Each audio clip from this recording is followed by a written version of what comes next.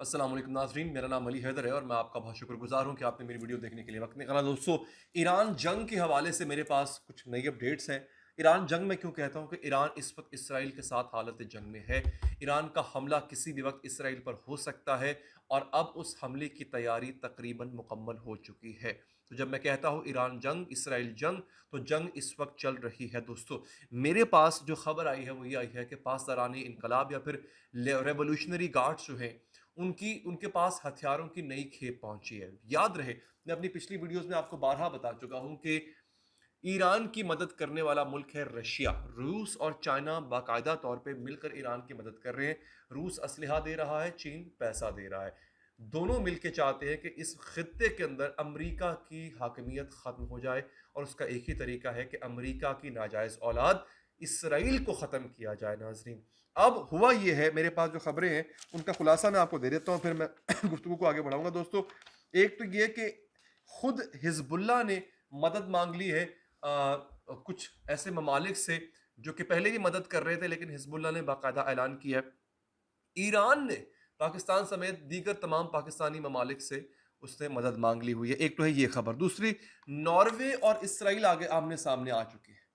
ये बड़ी हैरानी वाली बात, आप सोच रहे होंगे कि एक यूरोपीय मुल्क और इसराइल वो एक दूसरे के आमने सामने खड़े हैं। ये एक दूसरी बड़ी खबर है, इसकी तफसील इंशाल्लाह मैं आपको बताने जा रहा हूं। दोस्तों, जापान ने अमेरिका को झंडी करा दी। जापान जो अमेरिका का इत्तेहादी है, जापान ने अमेरिका को किस तरह झंडी कराई और जापान और इसराइल आमने सामने खड़े हो गए आगे। मैंने आपसे क्या कहा दोस्तों कि जंग ऐसी है कि इस जंग में अगर कोई ईरान का साथ ना भी दे तो वो इसराइल का साथ ना देकर बेसिकली ईरान का साथ दे रहा होगा। जापान ने फैसला कर लिया है कि इसराइल को झंडी करानी है। जापान ने इसराइल को डिच करा दिया है बेसिकली।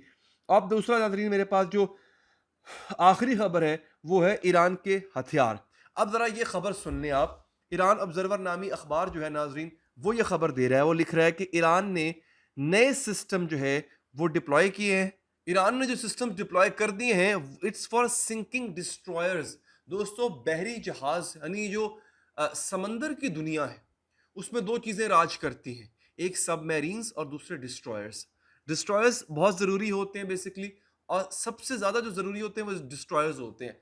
तो ईरान ने ऐसे हथियार अब उसके पास आ चुके हैं जिससे वो डिस्ट्रॉयर्स को तबाह कर सकता है, डबो सकता है। डिस्ट्रॉयर बेसिकली वो जहाज होता है जो असलहे से लेस होता है, जिसपे तोपें लगी होती हैं।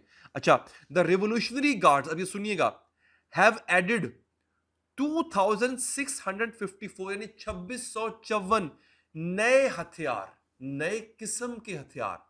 मैं ये हथियारों की तादाद नहीं बता रहा, उसकी अकसाम बता रहा हूं, टाइप्स।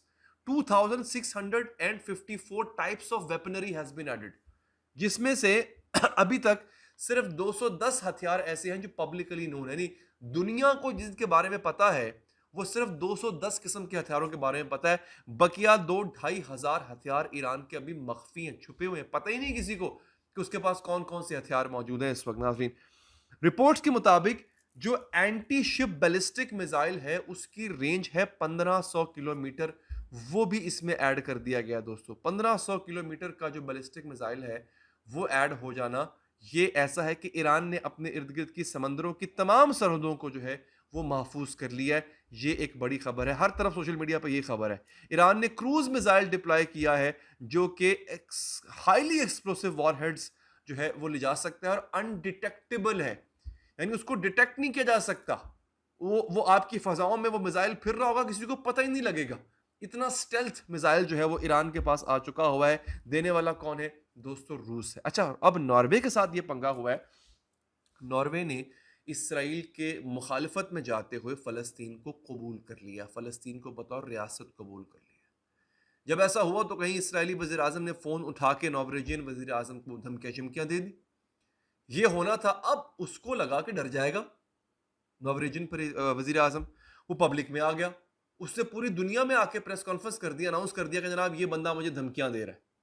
इसराइल के ऊपर जो एक पर्दा था, नकाब था, वो उतर के आ गया दोस्तों, कि ये ऐसा मुल्क है जो अपने साथी दोस्त ममालिक को तड़ियां लगा रहा है, उनको धमकियां दे रहा होता है।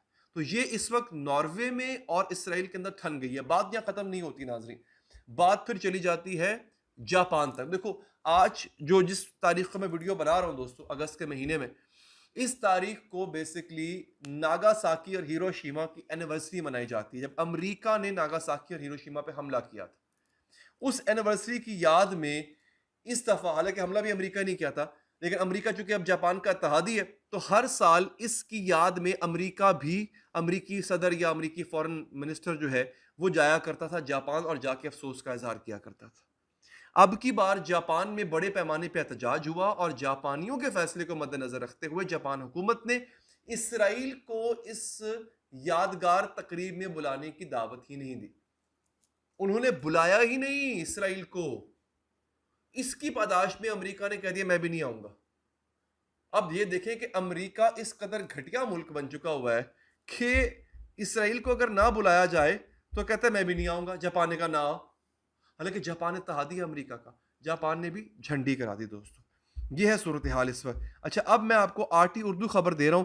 ईरान ने इस्लामी ममालिक से मुतालबा किया है कि वो हमारे साथ मिलकर इसराइल पर हमला करे। कमाल का काम कर दिया है ईरान ने। देखिए याद रखिए, ईरान को बेसिकली इस बात का पता है, ईरान जानता है कि इसराइल या दीगर मुस्लिम ममालिक जो है वो ऐसा नहीं करेंगे। ईरान ये अच्छी तरह जानता है, लेकिन फिर भी वो क्यों बुला रहा है? वो इसलिए बुला रहा है कल को कोई ये ना कहे कि जनाब हमें ईरान बुलाता तो सही, हमें ईरान कहता तो सही मदद के लिए हम आते। ये सूरत हाल है इस वक्त। मैं आपको बड़ी इंटरेस्टिंग चीज दिखाने जा रहा हूं दोस्तों। ये मुस्लिम ममालिक की जो एक मुनाफकत है, जरा देखिएगा। आपके सामने एक मैप आ चुका हुआ है। ये वो इस्लामिक कंट्रीज हैं जो कि इसराइल की मदद कर रहे हैं। इसराइल ऐसे ही नहीं तड़ता, वरना इस छोटे से मुल्क की क्या औकात। ये जरा देखिए आपके सामने, तुर्की 5.7 बिलियन डॉलर्स की, अरब डॉलर्स की तिजारत करता है इसराइल से। उर्दन 469 मिलियन डॉलर्स की तिजारत करता है, किससे? अल्लाह भला करे, आपके इसराइल से। इजिप्ट 179 मिलियन डॉलर्स की, बहरीन 10.6 मिलियन डॉलर्स की, अजरबैजान तेल देता है, काजाकिस्तान तेल देता है, और यूएई 1.89 अरब डॉलर्स की तिजारत करता है। तुर्की, ये जो अर्तुगरुल ड्रामे बनाता है, और तुर्की का जो सदर है, जो बड़ी बड़ी बड़के मारते हैं तुर्की के सदर कि हम ये कर देंगे वो कर देंगे, बाकी सब की तिजारत है मिलियंस में। तुर्की की तिजारत है इसराइल के साथ बिलियंस में, 5.7 अरब डॉलर। तो ये जो मुनाफिकत है ना बेसिकली हमारे मुसलमान ममालिक की, उसको बेनकाब कर रहा है आपका ईरान। अपना ख्याल रखिए, अल्लाह ने के बाद।